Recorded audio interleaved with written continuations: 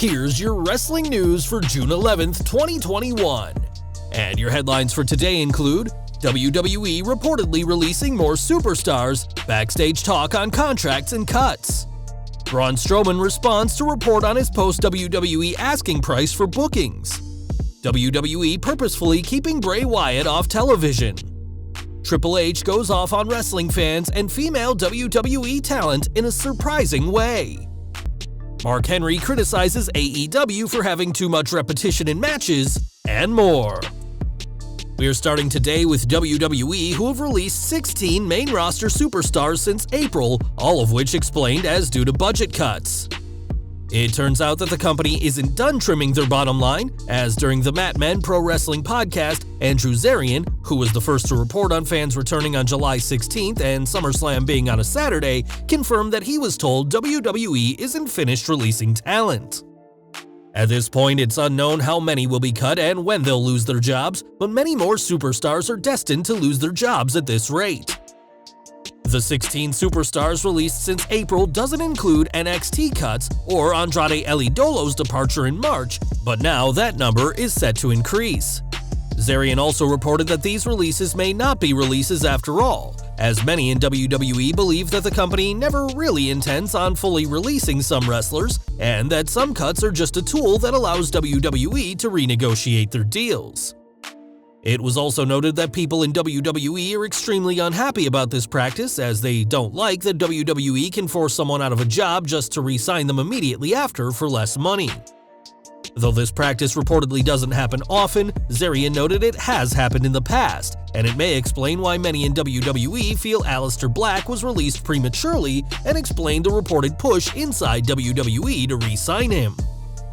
This way of doing business isn't official, and it was noted that WWE does want to cut back on contracts in the near future, with Zarian's sources making it clear that June 2nd wasn't the last of the recent cuts. It's never good when someone loses their job, especially for the sake of saving money for a company boasting record profits, and for now, a chance to appear on screen is an opportunity for superstars to show why they should keep their jobs. Braun Strowman was one of the names released last week, and despite reports of him already taking bookings, that apparently isn't the case. It's been reported that the former Universal Champion is charging a 5-digit figure in negotiations, meaning it'll cost a promoter at least $10,000 for a Strowman appearance.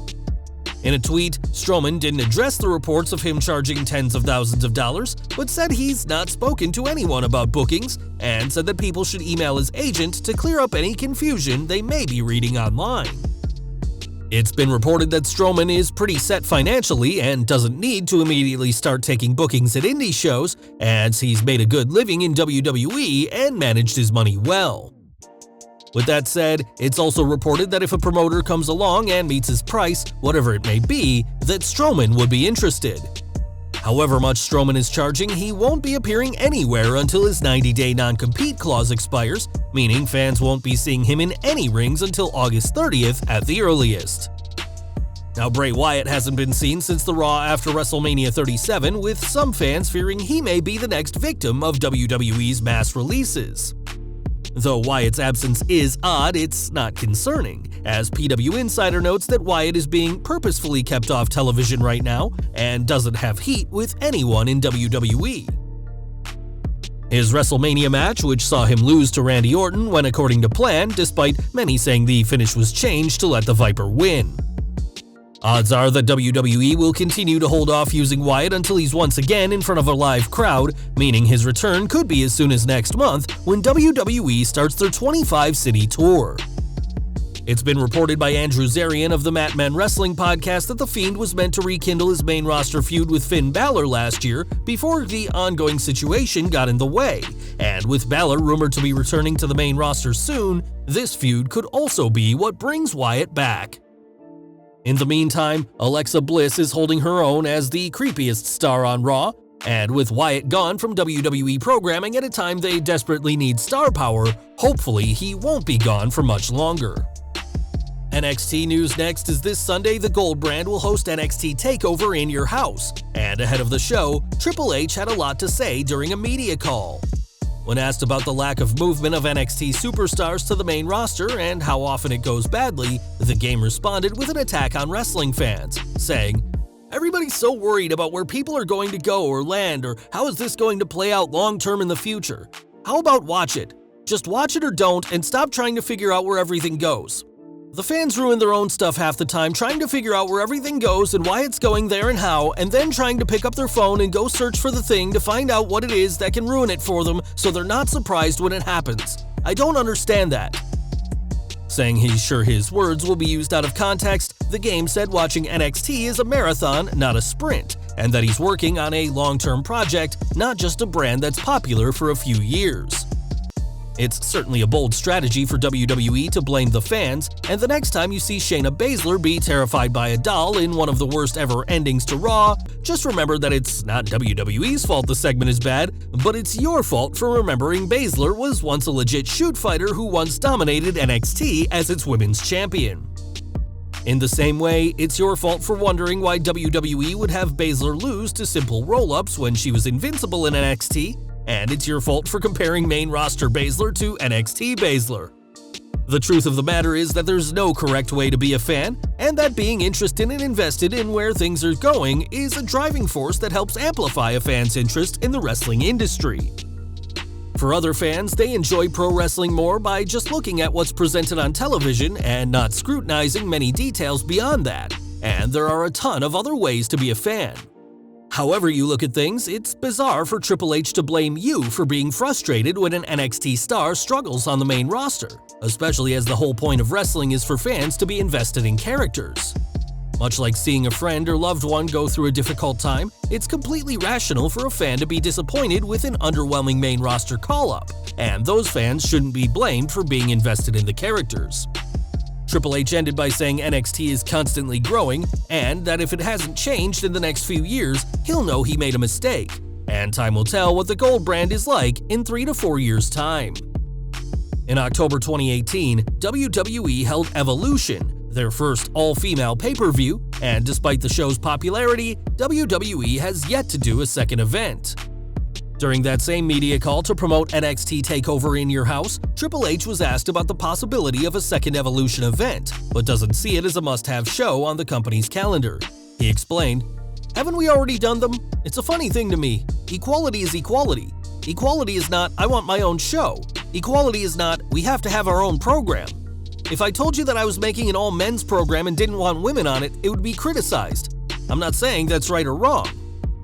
Triple H explained that in his opinion, the best women's wrestlers in the world can be found in WWE, but understands that others may not feel the same way. He added, "Will we do another all-women's event down the line? Possibly, but it's not a must-have at the moment. I think we do an amazing job of displaying our female athletes. Is it perfect? No. Will it always be in flux? Yes, but we do a pretty good job. In my opinion, the best female performers in the world are in WWE, and if they are not, they want to be." WWE has a loaded women's roster full of talent, but there's only so much time they can get on TV each week. And whilst the NWA recently confirmed an all-female show with Mickie James producing, the women of WWE will have to go on without a show or pay-per-view of their own.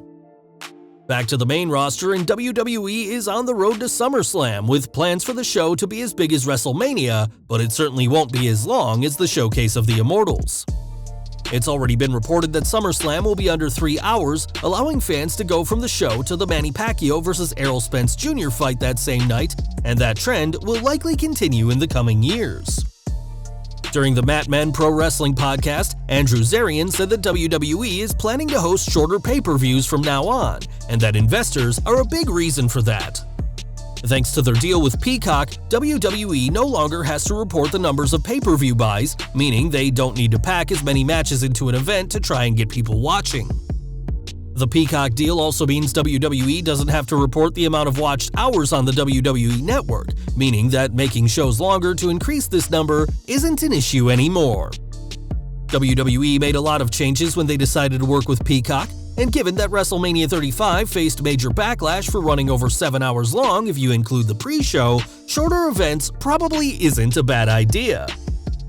And we're ending with AEW, as Mark Henry made headlines when he debuted at Double or Nothing, and is set to be an analyst for the upcoming AEW Rampage, as well as work in talent development. We already know that Henry is signed to a multi-year deal, and whilst he's said that he isn't in AEW to fix things, saying AEW isn't broken, there's definitely things he wants to improve upon. Speaking on Oral Sessions, Henry explained how he'll help change things in AEW, openly criticizing the company for having too much repetition in their matches. "I want everyone to watch the matches before them because there is a repetition thing. Someone will do a tope, and the next match will have 2 topes, and the next will have 3. Stop trying to outdo what you saw before and find something else to do.